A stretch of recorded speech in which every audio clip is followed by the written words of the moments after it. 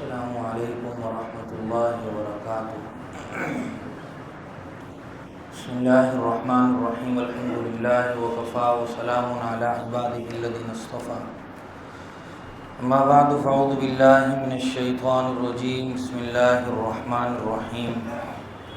ربنا وابعث فیہم رسولا منہم یتلو علیہم آیاتک ویعلمہم الکتاب والحکمۃ ویزکیہم انک انت العزیز الحکیم۔ صدق اللہ العظیم۔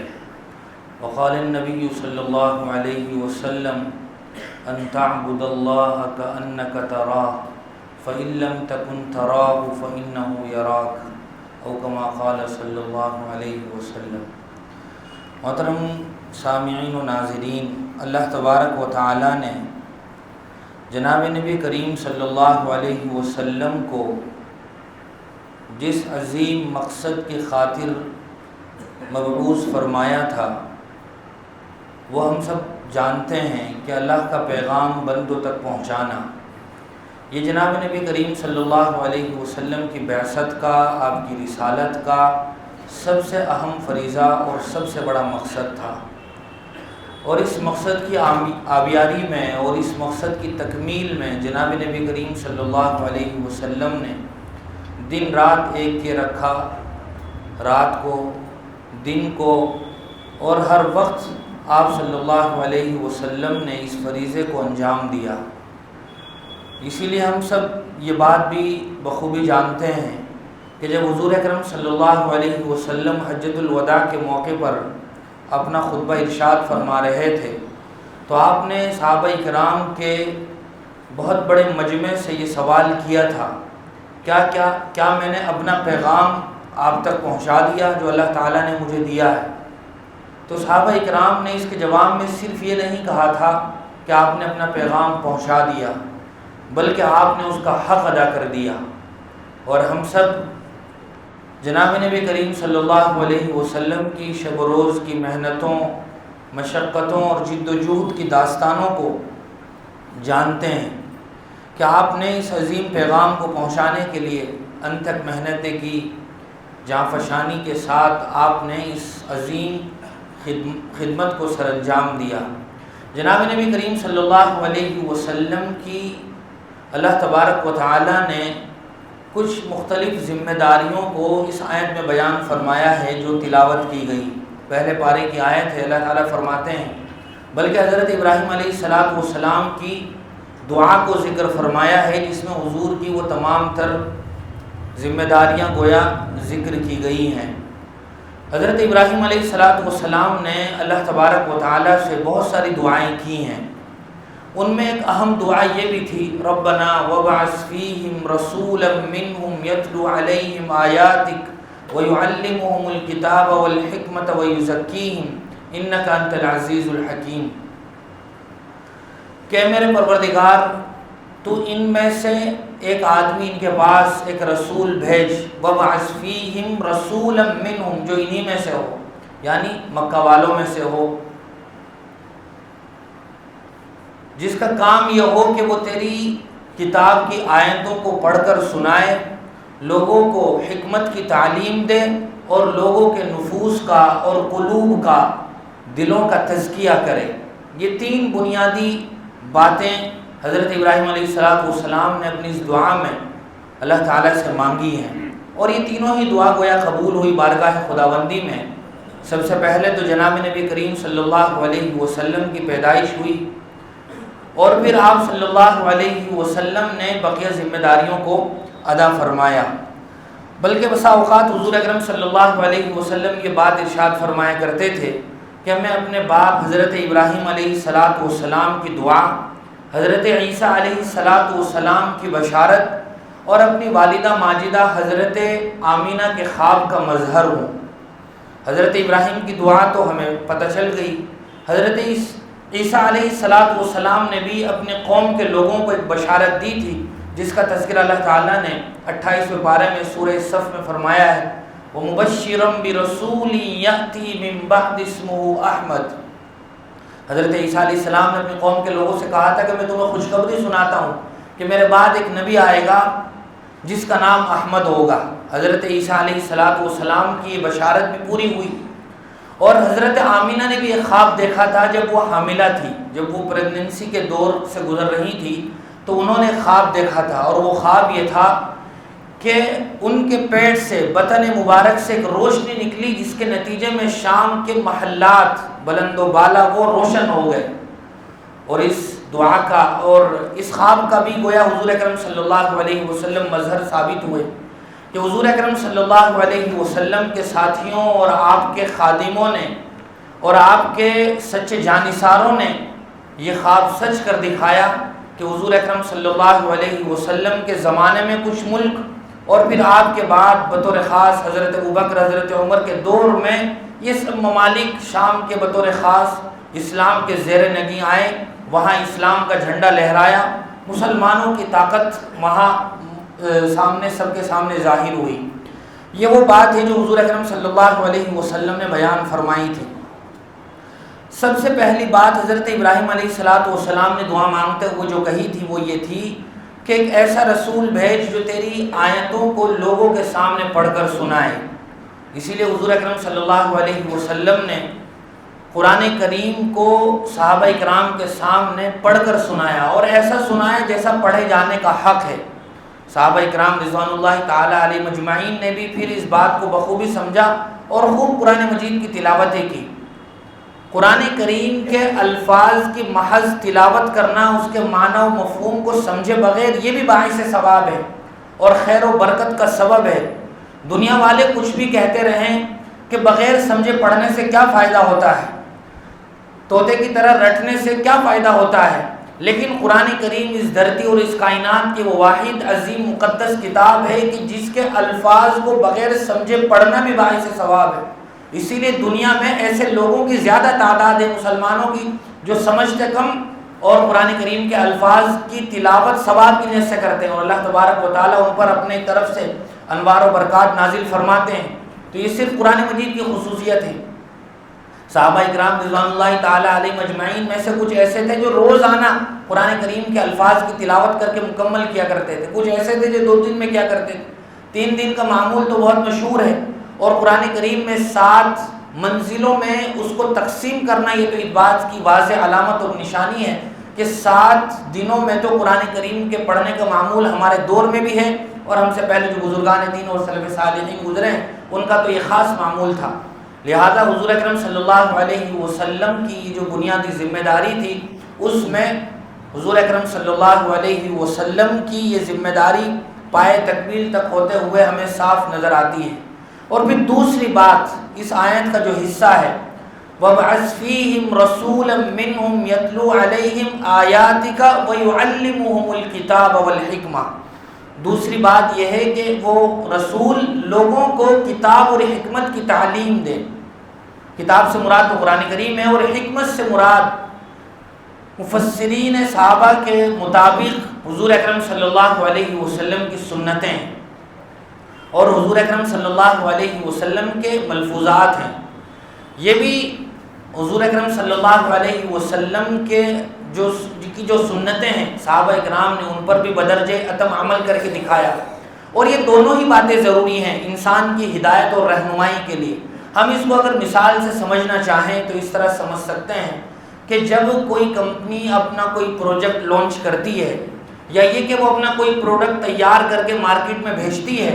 تو وہ صرف کتاب تیار کر کے نہیں بھیجتی کہ انسٹرکشنز ہیں، یہ ہدایات ہیں اور ان کو لوگ پڑھ کے خود ہی فالو کر کے اپنا یہ مشین چالو کر لیں گے، بلکہ باقاعدہ ایسے ہنرمند اس کمپنی کے پروڈکٹ کے ایکسپرٹ تیار کیے جاتے ہیں جو لوگوں کو چلانا سکھاتے ہیں، اور پھر اگر ضرورت پڑے تو ریپیئرنگ بھی کرتے ہیں۔ تو ایسے ہی اللہ تبارک و تعالیٰ نے محض کتاب نازل نہیں کی کہ کتاب میں دیکھ کے لوگ سیکھ لو اور پڑھتے رہو، بلکہ اسی کتاب کے مطابق چلتا پھرتا ہے قرآن حضور کی شکل میں بھی امت کو دیا، تاکہ کسی قسم کا کوئی خفا، کوئی پوشیدگی، کسی طرح کی کوئی ایسی بات نہ رہے جو امت کی سمجھ سے بالاتر رہ جائے۔ اس لیے ایک تو وہ قرآن ہے جو صفحات کی شکل میں ہمارے سامنے موجود ہوتا ہے، جس میں ہم دیکھ کر پڑھتے ہیں، اور ایک چلتا پھرتا قرآن ہے جو حضور اکرم صلی اللہ علیہ وسلم کی شکل میں اللہ تعالیٰ نے ہمیں عطا فرمایا۔ تو آپ کی حیثیت گویا بالکل قرآن کریم کی چلتے پھرتے نمائندہ ہونے کی حیثیت کی ہے، اس لیے اللہ تبارک و تعالیٰ نے دونوں کا انتظام فرمایا، قرآن کریم بھی دیا اور پھر آپ کی سنتوں کی شکل میں ہمیں یہ رہنما بھی دیا۔ حضور اکرم صلی اللہ علیہ وسلم نے عمل کر کے دکھایا تاکہ سمجھ میں آ جائے۔ اور پھر تیسری بات جو اس آیت میں مذکور ہے وہ بہت اہم ہے کہ حضور اکرم صلی اللہ علیہ وسلم کے بارے میں گویا حضرت ابراہیم علیہ السلام نے یہ بھی دعا کی تھی کہ وہ لوگوں کا تزکیہ کریں۔ تزکیے سے مراد ہوتا ہے ظاہری اعمال اور باطنی اعمال کی صفائی کرنا۔ اسی لیے شریعت کے جو مشہور علوم ہیں، جو مختلف سبجیکٹس اور فنون ہیں، ان میں سے کتاب و سنت کی روشنی میں جو ہدایات اور رہنمائیاں تیار کی گئی ہیں جن کا تعلق عقائد سے ہے، اللہ ایک ہے، رسول اللہ کی رسالت کے ساتھ تمام نبیوں اور رسولوں کی رسالت پر ایمان لانا، آخرت، جنت اور جہنم کا تصور کرنا، تقدیر پر ایمان لانا، یہ سب بنیادی عقائد ہیں۔ ان عقائد سے متعلق جو فن ہے، جو سبجیکٹ ہے، اس کو کہا جاتا ہے علم کلام۔ اور دوسرا جو انسان کی ظاہری اعمال سے متعلق جو فن ہے، سبجیکٹ ہے، اس کو کہا جاتا ہے علم الفقہ، جو انسان کے ظاہری اعمال سے بحث کرتا ہے کہ نماز کیسے پڑھنا ہے، جسم کو کیسے پاک کرنا ہے، پیشاب کے قطرے ٹپک جائیں تو کیا کرنا ہے، روزہ کن چیزوں سے ٹوٹ جاتا ہے، یہ سب انسان کے ظاہری اعمال سے متعلق بحث کرتا ہے، اس کو علم الفقہ کہا جاتا ہے۔ اور پھر تیسرا ایک فن ہے، سبجیکٹ ہے، قرآن و حدیث کی روشنی میں ایسے اصول و ضوابط، ایسی رہنمائیاں اور ہدایات جو انسان کے باطنی امراض سے بحث کرتی ہیں، باطنی اعمال کے بارے میں ہدایات دیتی ہیں، اس کو کہا جاتا ہے شریعت کی اصطلاح میں علم الاحسان، یا اس کا دوسرا نام علم الاخلاق ہے، اور اس کو بہت مشہور نام علم التصوف سے یاد کیا جاتا ہے۔ اور اسی کے لیے ایک لفظ بولا جاتا ہے راہ سلوک، سلوک بھی اس کو بولتے ہیں، یہ چاروں کے چاروں عربی زبان کے لفظ ہیں اور اسی ایک مقصد کے لیے بولے جاتے ہیں۔ احسان کا لفظ حضور اکرم صلی اللہ علیہ وسلم کی ایک حدیث سے ثابت ہے۔ حضور اکرم صلی اللہ علیہ وسلم کے بارے میں ایک بہت مشہور حدیث ہے کہ آپ کے پاس ایک آدمی آئے، صحابہ اکرام بھی آپ کے پاس بیٹھے ہوئے تھے، انسانی شکل میں آئے، حضرت جبرائیل تھے وہ، اور انہوں نے حضور سے مختلف سوالات کیے۔ جب وہ سوالات کر رہے تھے تو صحابہ اکرام کو بھی پتہ نہیں تھا کہ یہ سوال کرنے والے کون ہیں، لیکن جب وہ سوالات کر کے چلے گئے تو پھر صحابہ اکرام نے حضور سے پوچھا کہ یہ جو آئے تھے یہ کون تھے جو آپ سے سوال کر رہے تھے؟ تو حضور نے فرمایا تھا کہ حضرت جبرائیل تھے۔ انہوں نے جو سوالات کیے تھے وہ ایک لمبی حدیث ہے، ان میں جو تیسرا بہت اہم سوال تھا وہ یہ تھا کہ مل احسان، احسان کسے کہتے ہیں؟ ایک سوال تھا ایمان کسے کہتے ہیں، ایک سوال تھا اسلام کسے کہتے ہیں، حضور نے جوابات دیے، اور ایک سوال تھا احسان کسے کہتے ہیں۔ تو حضور اکرم صلی اللہ علیہ وسلم نے جو جواب دیا تھا وہ جواب بطور خاص علم التصوف کی بنیاد ہے۔ حضور نے فرمایا تھا ان تعبد اللہ کأنک تراہ فإن لم تکن تراہ فإنہ یراک، کہ تم اللہ کی عبادت اس طرح کرو کہ گویا اللہ کو دیکھ رہے ہو، اور اگر مستقل ریاضت و مجاہدے، محنت اور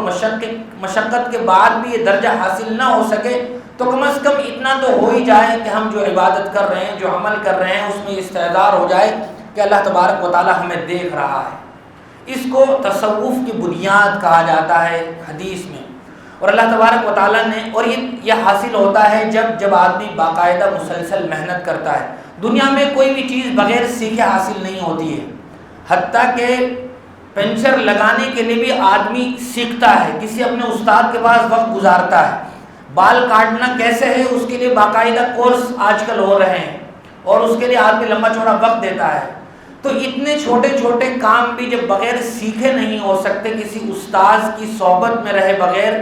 تو انسان کے جو باطنی امراض ہیں، برائیاں ہیں، وہ بغیر سیکھے اور محنت و مشقت کے بغیر کیسے حاصل ہو سکتی ہے؟ جب دنیا بغیر محنت کے حاصل نہیں ہوتی تو دین بغیر محنت کے کیسے حاصل ہو سکتا ہے؟ اسی لیے اللہ تعالیٰ نے بطور خاص یہ ارشاد فرمایا اتقوا اللہ وکونوا مع الصادقین، اے ایمان والو تم اللہ سے ڈرو اور سچے اور سیدھے لوگوں کے ساتھ رہو۔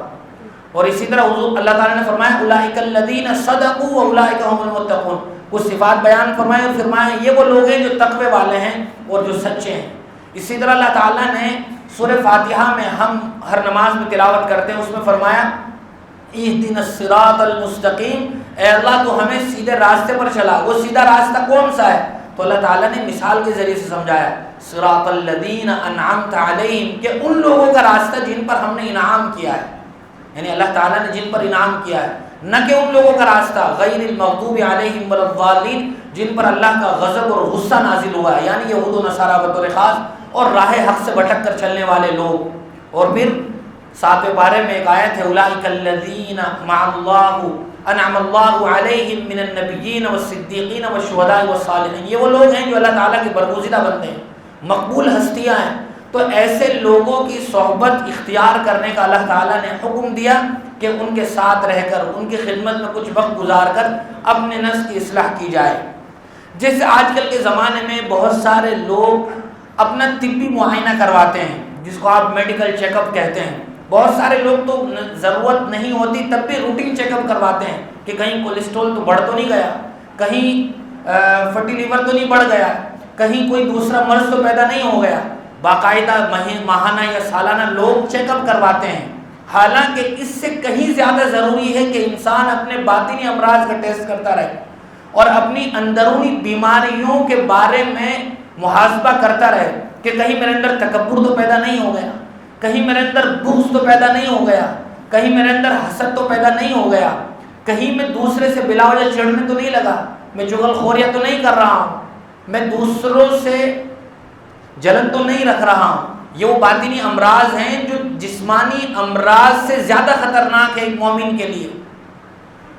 کیونکہ ان کا نقصان محض جسمانی جسم تک محدود ہے، لیکن ان باطنی امراض کا اثر انسان کے ایمان پر پڑتا ہے، اور اگر وہ بیماریاں بڑھتی رہے تو پھر کچھ نہیں کہا جا سکتا کہ انسان کے ہاتھ سے اس کا ایمان بھی نکل جائے۔ لیکن افسوسناک صورتحال یہ ہے کہ ہمارے یہاں ان بیماریوں کو بیماری سمجھا ہی نہیں جاتا ہے، کبھی بھی اس بارے میں نہ ڈسکشن ہوتی ہے، نہ کوئی اس بارے میں غور و فکر ہوتا ہے کہ یہ بھی کوئی بیماری ہے جس کی اصلاح کی ضرورت ہے۔ اور ہماری بے آرامی اور ہمارے اس بے چینی کا جو بہت بڑا سبب ہے وہ یہی باطنی امراض ہیں، جن کے تزکیے کے لیے اللہ تبارک و تعالیٰ نے حضور اکرم صلی اللہ علیہ وسلم کو بھیجا تھا، اور آپ کو باقاعدہ اللہ تعالیٰ نے یہ حکم دیا تھا کہ آپ لوگوں کے نفوس کا اور قلوب کا تزکیہ کریں،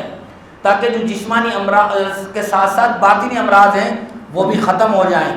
اور یہ پچھلے کچھ زمانے تک ایک ایسا اہم عظیم کام تھا کہ جس کے لیے باقاعدہ ہمارے علماء اور بڑے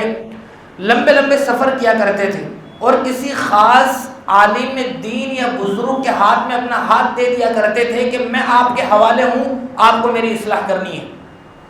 اور وہ پھر اصلاح فرمایا کرتے تھے۔ اور یہ بات بھی حدیث سے ثابت ہے۔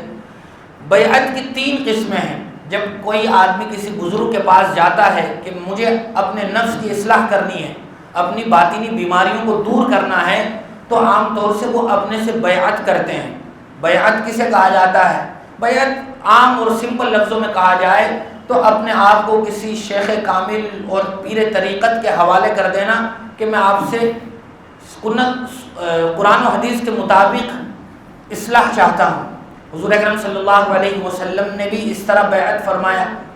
بیعت کی 3 قسمیں ہیں، تو بیعت اسلام ہے، ایک بیعت جہاد ہے، ایک بیعت اصلاح ہے۔ بیعت اسلام کا مطلب تو یہ ہے کہ کوئی آدمی پہلے کافر تھا، مسلمان ہوا، اور اب وہ اس بات پر بیعت کرے کہ میں آئندہ کفر و شرک نہیں کروں گا۔ بیعت جہاد وہ ہے جیسے ایک مرتبہ حضور اکرم صلی اللہ علیہ وسلم نے ایک درخت کے نیچے صحابہ اکرام سے بیعت لی تھی۔ مشہور واقعہ ہے کہ حضرت عثمان کو حضور نے اپنا قاصد اور اپنا سفیر بنا کر مکہ بھیجا تھا، اور حضرت عثمان کے بارے میں یہ غلط فہمی پھیل گئی تھی، افواہ پھیل گئی تھی کہ مکہ والوں نے حضرت عثمان کو قتل کر دیا ہے۔ حضور اکرم صلی اللہ علیہ وسلم کو اس بات کو سن کر بڑا غصہ آیا، اور آپ نے اپنے پاس موجود صحابہ اکرام سے ہاتھ پر بیعت لی تھی کہ میرے ہاتھ پر بیعت کرو کہ اب حضرت عثمان کے جو قاتلین ہیں ان سے بدلہ لینا ہے۔ اس کو بیعت جہاد کہا جاتا ہے۔ اور تیسری قسم جو آج کے اس موضوع سے متعلق ہے وہ ہے بیعت اصلاح، کہ کسی بزرگ کے پاس جا کر آدمی یہ کہے کہ مجھے اپنے نفس کی اصلاح کرنی ہے۔ اس بزرگ کی اور پیر طریقت کی حیثیت ایسی ہے جیسا کہ بعض لوگ اپنا کوئی فیملی ڈاکٹر متعین کر لیتے ہیں۔ بعض لوگ ایسے ہوتے ہیں کہ جو اپنا فیملی ڈاکٹر رکھتے ہیں کہ وہ اپنے امراض کے بارے میں اپنی فیملی کے دیگر جو ممبرز ہوتے ہیں ان کی بیماریوں کے بارے میں سب سے پہلے اس سے مشورہ کرتے ہیں۔ تو ایسے ہی ان بزرگوں کی حیثیت فیملی ڈاکٹر کی ہے، وہ ہمارے نفس کی اصلاح کرتے ہیں۔ اور تصحیح عقائد کے ساتھ ساتھ تصحیح اعمال اس قدر ضروری ہے کہ اس کے بغیر ہم صحیح معنی میں کامل اور پکے سچے مومن نہیں بن سکتے ہیں۔ اس لیے علامہ اقبال نے کہا تھا، کوئی اندازہ کر سکتا ہے اس کے زور بازو کا، نگاہ مرد مومن سے بدل جاتی ہیں تقدیریں۔ بزرگان دین کے صحبت کی برکت یہ ہوتی ہے کہ آدمی ظاہری صفائی کے ساتھ ساتھ باطنی لحاظ سے بھی بالکل پاکیزہ اور صاف اور شفاف ہو جاتا ہے۔ اسی لیے حضور اکرم صلی اللہ علیہ وسلم کی بہت مشہور حدیث ہے، المؤمن مرآۃ المؤمن، کہ مومن مومن کا آئینہ ہوتا ہے۔ اس حدیث کا یوں تو بہت تفصیلی مطلب ہے کہ اس کا کیا مطلب ہے، مومن مومن کا آئینہ ہوتا ہے، لیکن اگر ہمارا دل مختلف بیماریوں کا شکار ہو جائے، اس میں حسد، بغض، کینہ، تکبر، دنیا کی محبت، نفس کے تقاضوں پر چلنا، شیطان کے بہکاوے میں آ جانا، اس طرح کے امراض کے شکار ہونے کی وجہ سے ہمارا دل صاف شفاف نہ رہے، تو ہمیں کیسے اپنا ایمان صاف اور شفاف نظر آتا محسوس ہوگا؟ اگر آئینے پر بدنما داغ لگے ہوں یا یہ کہ گرد و غبار لگی ہوئی ہو، تو انسان کا خود کا اپنا ظاہری چہرہ بھی صاف نظر نہیں آتا ہے۔ تو ایسے ہی مومن مومن کا آئینہ ہے، جبھی ایک انسان کو دوسرا انسان اچھا سمجھ لگتا ہے اور اس کے بارے میں وہ اچھے گمان قائم کرتا ہے، جبکہ اس کی دلی لحاظ سے اصلاح ہوئی ہو اور اس کا دل پاک اور صاف ہو۔ اس کو تصوف کہا جاتا ہے، لیکن افسوس کہ کچھ زمانے سے اس حوالے سے مسلمانوں میں مجموعی طور پر جو غفلت ہے اور جو پستی کی انتہا ہے، اس کو اس مختصر وقت میں لفظوں میں بیان نہیں کیا جا سکتا ہے۔ ایسا لگتا ہے کہ یہ ایک چیپٹر ہی گویا اب ہماری زندگیوں سے نکل گیا ہے۔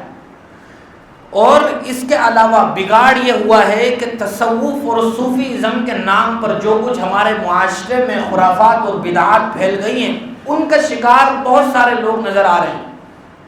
باقاعدہ ایک پوری جماعت ہے، جتھا ہے، جو اپنے آپ کو صوفیزم کے نام سے پروموٹ کرتا ہے، اور ایسے لوگوں کو آپ نے بہت سے سیاسی جلسوں میں یا بعض تقریبات میں یا جو مختلف مزارات پر سالانہ عرس ہوتے ہیں ان کی میٹنگوں میں دیکھا ہوگا کہ وہ اپنے آپ کو صوفیزم کا سو کالڈ علمبردار کہتے ہیں، اور اگر ان کی شکل دیکھی جائے، ان کے کپڑے دیکھے جائیں، ان کا حلیہ دیکھا جائے، ان کا لائف اسٹائل اور طرز زندگی دیکھا جائے، تو قرآن اور حدیث اور ان کی زندگی آپس میں ایک دوسرے کے اگینسٹ نظر آتی ہے۔ دور دور سے بھی ان کا دین و ایمان سے تعلق نظر نہیں آتا ہے۔ اور اگر ایک پجاری کو اور مجاور کو ایک ساتھ کھڑا کر دیا جائے تو پہچاننا مشکل ہے کہ اس میں کون پجاری ہے اور کون مجاور ہے۔ یہ صورتحال ہو گئی ہے۔ اس سے جڑے ہوئے لوگوں کی ہمارے ہندوستان میں دین اسلام کی نشر و اشاعت کا جو بہت بڑا حصہ ہے وہ صوفیوں کے حصے میں آتا ہے۔ معین الدین چشتی ہوں یا یہ کہ نظام الدین اولیاء ہوں یا اسی طرح صابر کلیری ہوں یا ہندوستان سے باہر دنیا میں عبد القادر جیلانی ہوں، اسی طرح جنید بغدادی ہوں، بایزید بستامی ہوں، یہ وہ لوگ ہیں کہ جن کے کردار سے دین اسلام پھیلا ہے۔ لیکن افسوس جو آج کل ان کی خانقاہوں یا ان کے مزاروں پر بیٹھے ہوئے ہیں، انہوں نے دین اسلام کی اور بطور خاص تصوف کی وہ شکل بگاڑی ہے کہ الامان والحفیظ آئندہ چند سالوں تک بھی اگر اس پر محنت کی جائے تو سدھار مشکل اور ناممکن نظر آ رہا ہے۔ ایسے کپڑے بھگوا قسم کے کپڑے وہ مجاور پہنتے ہیں کہ پجاری اور مجاور میں کوئی فرق نظر نہیں آتا ہے۔ تو یہ بھی ایک اہم بات ہے کہ کیسے بندے کا تعلق اللہ تعالیٰ سے